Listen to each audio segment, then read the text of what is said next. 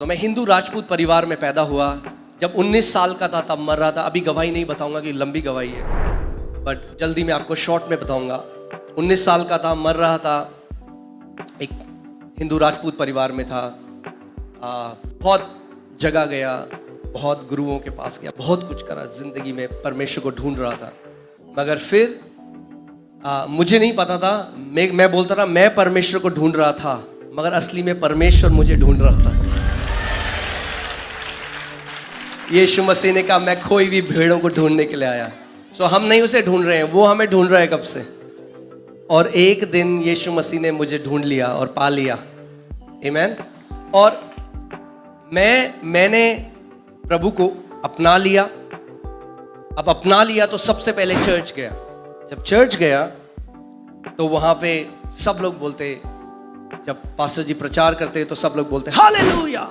तो मैंने बगल में देखा, क्या लूया, समझ में नहीं आया।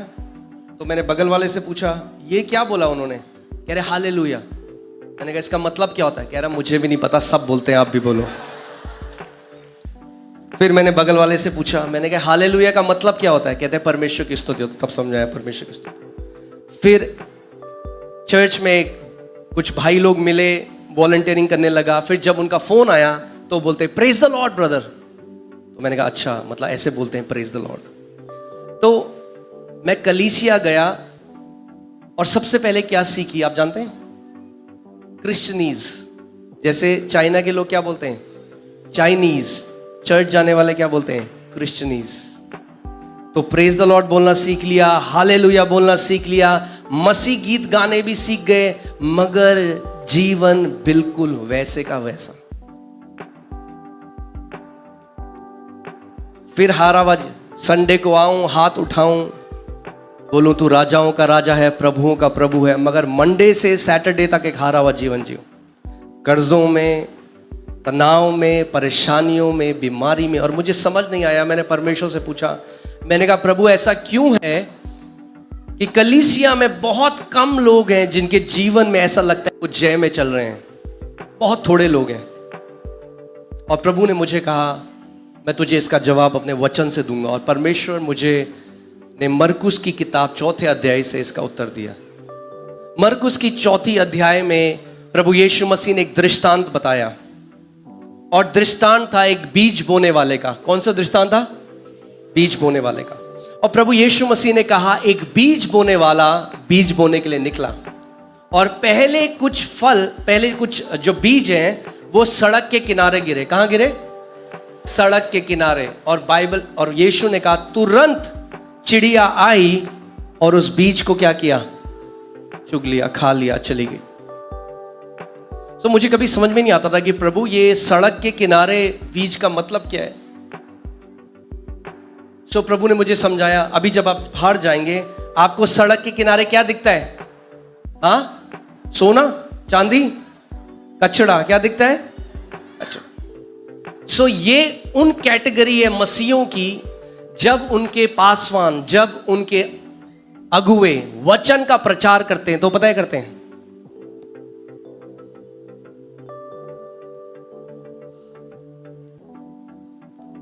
वो वचन को कचरे की तरह लेते हैं। वो इंतजार कर रहे हैं पास्टर बंद करे तो लास्ट में हम आए, पास्टर जी। गलत तो नहीं कह रहा। बहुत सारे मसीह लोग हैं वो वचन को आदर नहीं देते, और जब वो कलीसिया आते हैं तो वचन जो उनके हृदय में पड़ता है, जो कैसी भूमि को दर्शाता है, सड़क के किनारे।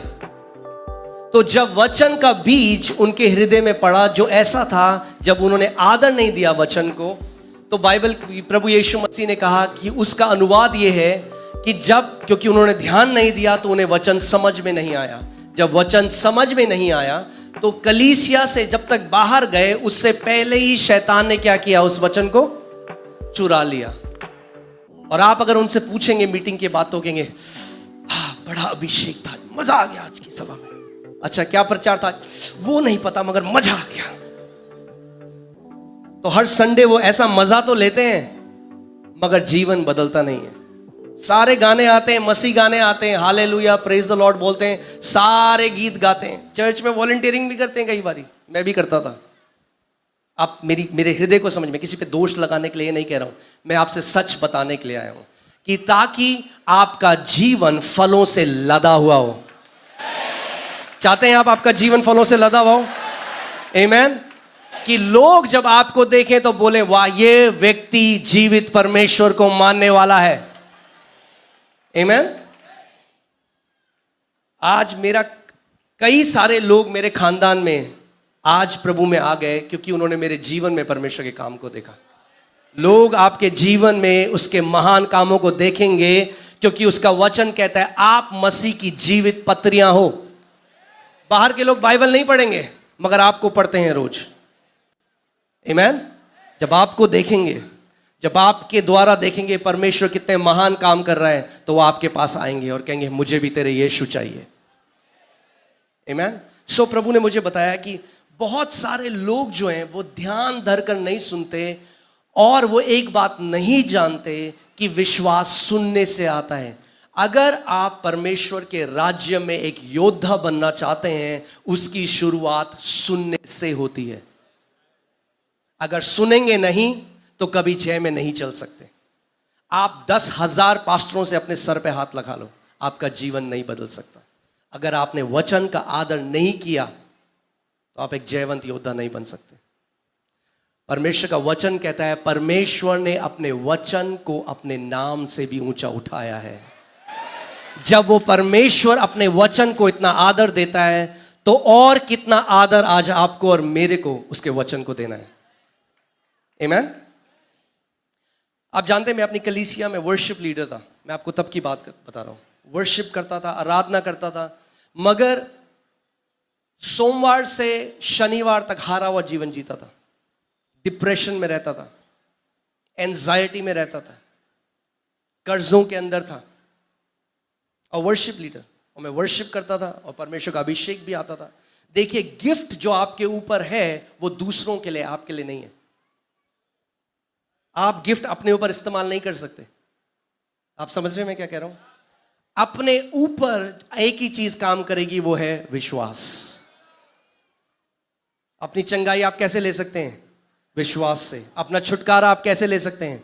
विश्वास से। हर एक पहाड़ को आप कैसे हटा सकते हैं? विश्वास से। अगर आप इब्रानी 11 अध्याय पढ़ें, 20 बार परमेश्वर का वचन कहता है विश्वास से हनोक ने, विश्वास से मूसा ने, विश्वास से अब्राहम ने, सारा ने, विश्वास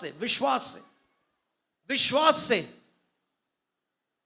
अगर उन्होंने विश्वास से किया तो आज आपको और मेरे को भी विश्वास से ही करना है, क्योंकि परमेश्वर का वचन कहता है इब्रानी 11:6 में, बिना विश्वास के परमेश्वर को प्रसन्न करना कैसा है? अनहोना है। कई बार हम मसीह लोग इस बात को नहीं समझते। कई मसीह हैं जो सालों से उपवास रखते हैं। आप जानते हैं बाइबल में कहीं नहीं लिखा उपवास से परमेश्वर प्रसन्न होता है। उपवास बहुत जरूरी है, मैं ये नहीं कह रहा उपवास नहीं रखना है, मगर परमेश्वर, आप उपवास रख सकते हैं एक रीति रिवाज की तरह, उसके पीछे जो प्रकाशन है उसको ना जाने हुए। उपवास भूख हड़ताल नहीं है। उपवास हंगर स्ट्राइक नहीं है कि परमेश्वर दे वरना मैं हंगर स्ट्राइक में जा रहा हूं, जब तक नहीं देगा मैं खाना नहीं खाऊंगा। नहीं, हमें समझना है। विश्वास से इब्राहिम ने, विश्वास से नोआ ने, विश्वास से मूसा ने। जब परमेश्वर मुझे इस बात को समझाने लगे तो मैं एक चीज सीख गया कि अगर जीवन में बदलाव आएगा तो वो विश्वास से आएगा, और परमेश्वर मुझे समझना पड़ेगा। तो उससे पहले क्योंकि मैं जवान था, अभी भी हूं, तब बहुत था, तो उस समय मैं केवल वर्शिप से प्यार करता था। चर्च में जाता था, जब वर्शिप गाने बजेंगे तो मैं जैसी वचन आएगा कब पास्टर जी बंद करेंगे। तब परमेश्वर ने मुझे बताया अगर तुझे जय में चलना है तो तुझे मेरे वचन को अपने हृदय में और अपने मुंह में भरना होगा। आमीन। क्योंकि वर्शिप बहुत अच्छा है, आराधना बहुत अच्छी है, मगर आराधना आप किसको दे रहे हैं? परमेश्वर को। मगर वचन कौन आपको दे रहा है? परमेश्वर। तो आप परमेश्वर को वो तो दे रहे हैं जो परमेश्वर को चाहिए, मगर जो परमेश्वर आपको दे रहा है वो ले नहीं रहे हैं। तो कैसे बदलाव आएगा?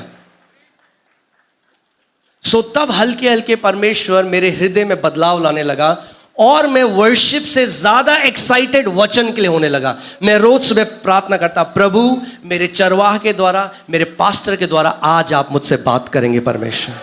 और मैं सुबह जल्दी आता और फ्रंट में बैठता इस उम्मीद के साथ कि आज परमेश्वर मुझे वो मन्ना देगा जो मेरे लिए है। आमीन। परमेश्वर का वचन मत्ती 4:4 में कहता है, मनुष्य केवल रोटी ही से नहीं मगर हर एक उस वचन से जीवित रहेगा जो परमेश्वर के मुख से आता है। हालेलुया। और आज परमेश्वर का मुंह कौन है इस दुनिया में? उसके दास लोग। आमीन। सो मैं इस उम्मीद के साथ जाता था और जब वो चेंज मेरी लाइफ में आया तो हल्के हल्के मेरे जीवन में फल आने लगे। आपको मैं आज एक चीज बताता हूं। कई लोग हैं उनके जीवन में शैतान इतने टाइम से उनको परेशान कर रहे हैं और वो बार बार बोलते हैं, अरे शैतान शैतान शैतान ने ये कर दिया, शैतान ने वो कर दिया। अरे शैतान इतना ताकतवर नहीं है जितना हमने बना दिया उसे। मसीहों ने कुछ बहुत ज्यादा ऊंची जगह दे दी है शैतान को। वो हारा हुआ है। यीशु मसीह ने कहा, मैंने उसे बिजली की तरह स्वर्ग से गिरते हुए देखा। गिरा हुआ है। क्या है शैतान? गिरा हुआ है, हारा हुआ है। आमीन। आज जिस शैतान से हम डील कर रहे हैं वो शैतान नहीं है जिससे यीशु मसीह ने डील किया। क्यों? क्योंकि जब यीशु मसीह ने शैतान से डील किया उसके पास अधिकार और सामर्थ था, मगर बाइबल बताती है कुलुसियों 2:15 में कि यीशु मसीह ने उसका खुल्लम खुल्ला तमाशा बनाया। आमेन। इंग्लिश बाइबल कहती है ही डिसआर्म्ड प्रिंसिपैलिटीज एंड पावर्स। और वो जो शब्द वहां पर है ग्रीक में वो ऐसा है जैसे मुर्गे को आपने देखा है, जो कसाई होता है वो मुर्गे के पंख पकड़ के जो फाड़ देता है ना, यीशु मसीह ने उसके पंख और उसका जो भी उस पर सामर्थ्य वो उधार दिया उससे। आमेन। बोलो शैतान हारा हुआ है। आमेन। शैतान हारा हुआ है। आपको हराने की जरूरत नहीं है जो हारा हुआ है, आपको बस उसको उसकी सही जगह दिखानी है। आमीन।